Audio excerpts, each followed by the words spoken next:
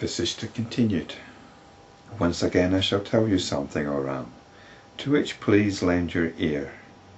By repeatedly listening to the truth, even an ignorant person is awakened."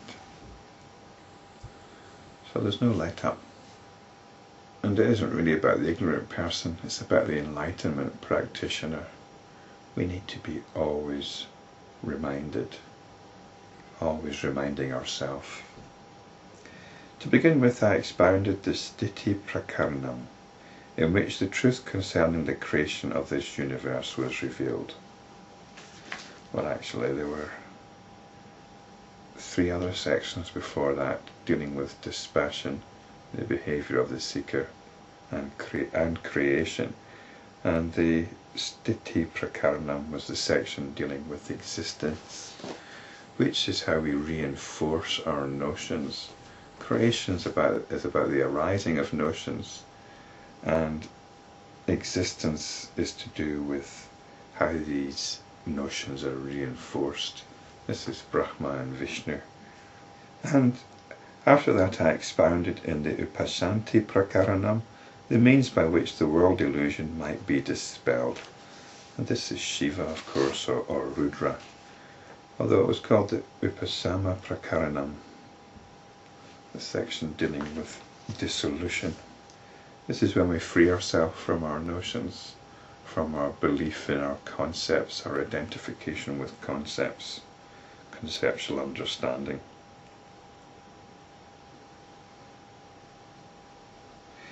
After thus getting rid of this world illusion, one should live here free from all mental agitation and distress.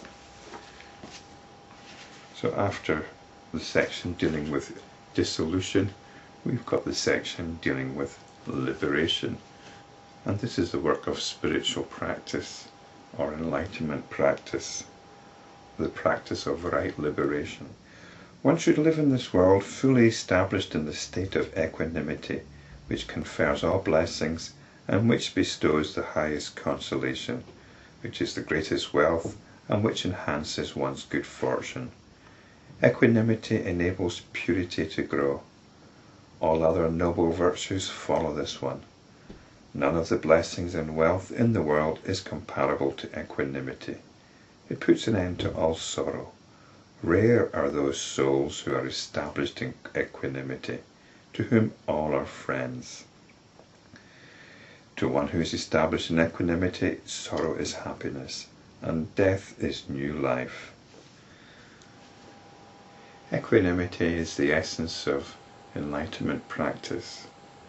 There's always something come along which is going to throw us, which will attempt to throw us off our understanding, which will attempt to suck us in to some conventional, conditional understanding. So we always balance that. Equanimity is not a passive thing, it's an active thing. So whenever there's sorrow, whenever we're going to get sucked into some kind of grief, we look for the balancing. Equanimity isn't about being like that. It's always about returning to the here and now, to consciousness central. So even in the midst of the greatest upsets, there's a reminder to return to consciousness. Who can measure the greatness of one who is free from exaltation and depression? Which again doesn't mean to say that exaltation and depression aren't experienced, but they're experienced in a way in which exaltation and depression are not fed. Who does what he has to be done, when and how it is to be done, and who sees what is to be seen as it is. Friends and relations, enemies and kings, have the greatest trust in one who thus lives a natural life. In the course of such natural living, even if he should become angry, it does not hurt anyone. The people applaud whatever he does and whatever he eats, even if he overpowers another or reprimands another, for he is established in equanimity. I doubt whether the people will actually even recognize it, but we're just getting an enthusiastic extolling of spiritual practice in the form of equanimity. They applaud whatever he does now or whatever he did long ago, whether good or not so good. They who are established in equanimity do not experience despair, whether they are subjected to happiness or great unhappiness. So the point here is they can experience happiness and great unhappiness. But when unhappiness is dwelt on, it leads to despair. Despair is the feeding of unhappiness, and the equanimous one does not do this. You might feel that urge, that tendency to descend into despair. But you see it, you realize it, you understand the story that you're being invited to participate in, and you do not participate in it. And we've got, and the next chapter here is in parentheses, so I think it's a kind of summary. There follow brief references to some great men who gladly sacrificed themselves for the good of others, and who were totally unaffected by the worst calamities. The king Shiva, the king whose wife was insulted in his presence, Yudhishthira, the king of Trigarta, the king Janaka, the king of Salva, Savira, Kandapa, the demon of Kadamba forest, Jadabharat, the noble hunter, the sage Kapardana. Two factors are important. First of all, these exemplars of equanimity came from different walks of life, and two, historically, many of them came after the period of Ram. So there's an interesting point here if you're interested in some kind of time frame.